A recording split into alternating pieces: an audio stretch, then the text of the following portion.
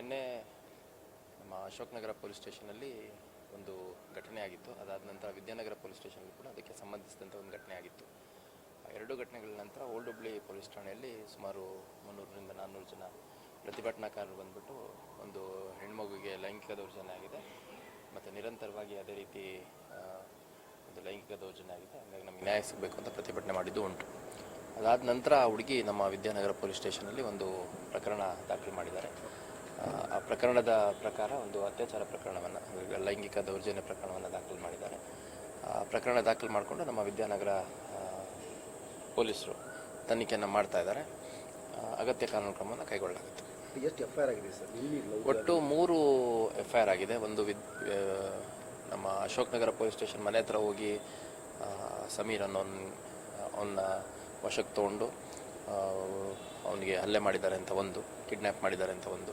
ಎರಡನೇದು, ಈ ಹುಡುಗಿ ಮನೆ ಹತ್ರ ಹೋಗ್ಬಿಟ್ಟು ಮನೆ ಬಾಗಿಲೆಲ್ಲ ಮುರಿಲಿಕ್ಕೆ ಪ್ರಯತ್ನ ಮಾಡಿ ಅಲ್ಲಿ ಅವಾಚ್ಯ ಶಬ್ದಗಳಿಂದ ಬೈದು ಹೊಡೆದಿದ್ದಾರೆ, ಬ್ಯಾಟ್ ಗೀಟ್ ಎಲ್ಲ ತೊಗೊಂಡು ಹೊಡೆದಿದ್ದಾರೆ ಅಂತ ಎರಡನೇ ಪ್ರಕರಣ. ಮತ್ತು ಮೂರನೇ ಪ್ರಕರಣ ಹುಡುಗಿ ಕೊಟ್ಟಿರುವಂಥದ್ದು, ಅದರಲ್ಲಿ ಲೈಂಗಿಕ ದೌರ್ಜನ್ಯ ಆಗಿದೆ ಅನ್ನುವಂಥದ್ದು. ಒಟ್ಟು 3 ಪ್ರಕರಣ ದಾಖಲಾಗಿದೆ. ಇನ್ನೂ ಕೆಲವರು ನಾವು ಕಂಪ್ಲೇಂಟ್ ಕೊಡ್ತೀವಿ, ಬೇರೆ ಬೇರೆ ರೀತಿ ನಮಗೆ ತೊಂದರೆ ಆಗಿದೆ ಅಂತ ಹೇಳಿದರೆ, ಅದು ಯಾರಿಗೆ ಏನು ತೊಂದರೆ ಆಗಿದೆ ಬಂದು ಕಂಪ್ಲೇಂಟ್ ಕೊಟ್ಟರೆ ಪ್ರಕರಣ ದಾಖಲು ಮಾಡ್ಕೊಂಡು ತನಿಖೆ ಮಾಡ್ತಾರೆ. ಇಲ್ಲ, ಇವಾಗ ಅಗತ್ಯ ಕಾನೂನು ಕ್ರಮದ ಅಗತ್ಯಕ್ಕನುಸಾರವಾಗಿ ಯಾರನ್ನು ವಶಕ್ಕೆ ತಗೋಬೇಕು ಅದನ್ನೆಲ್ಲ ಮಾಡಲಾಗುತ್ತೆ. ಸಮೀರ್ ತಮ್ಮ ಕಸ್ಟಡಿಯಲ್ಲಿದೆ. ಇನ್ನೊಂದು, ಈಗ ಸಮೀರ್ನ ರಿಲೇಟಿವ್ ಸಹೋದರಿ ಕೂಡ ಅದರಲ್ಲಿ ಭಾಗಿಯಾಗಿದ್ದಾರೆ, ರೇಪಲ್ಲಿ ಅಂತೆಲ್ಲ ಹೇಳ್ತಾರೆ, ಆರೋಪಗಳು ಕೇಳಿ ಬರ್ತಾರೆ.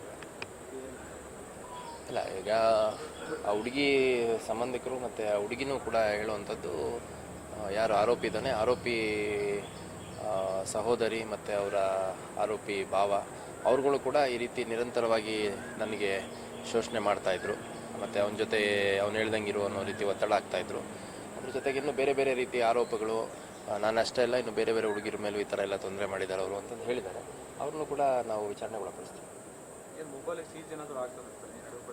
ಇಲ್ಲ, ಈಗ ನೋಡ್ರಿ, ಅವರು ವಿಡಿಯೋ ಮಾಡಿದಾರೆ ಅಂತ ಹೇಳಿದ್ರೆ ಸಮೀರ್ ನೋಡಿದ್ರೆ ಇಲ್ಲ ಈಕಿನ ವಿಡಿಯೋ ಮಾಡ್ಕೊಂಡಿಲ್ಲ ಅಂತ ಹೇಳ್ತಾರೆ.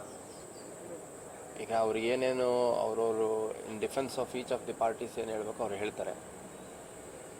ಯಾರು ವಿಡಿಯೋ ಮಾಡಿದ್ರು ಅದನ್ನು ತನಿಖೆಯಲ್ಲಿ ಯಾವಾಗ ವಿಡಿಯೋ ಆಗಿದೆ, ಏನಾಗಿದೆ, ಅದು ಲೈಂಗಿಕ ದೌರ್ಜನ್ಯ ಯಾವಾಗ ಆಗಿದೆ ಅನ್ನೋ ಸಂಪೂರ್ಣ ಒಂದು ವಿಷಯಗಳನ್ನು ತನಿಖೆಯಲ್ಲಿ ಹೊರತರಲಾಗುತ್ತೆ. 2 ಮೊಬೈಲ್ ತೊಗೊಂಡು ಇಲ್ಲ, ಸಾಕಷ್ಟು ಸೀಜರ್ಸ್ ಆಗ್ತಾ ಇದೆ.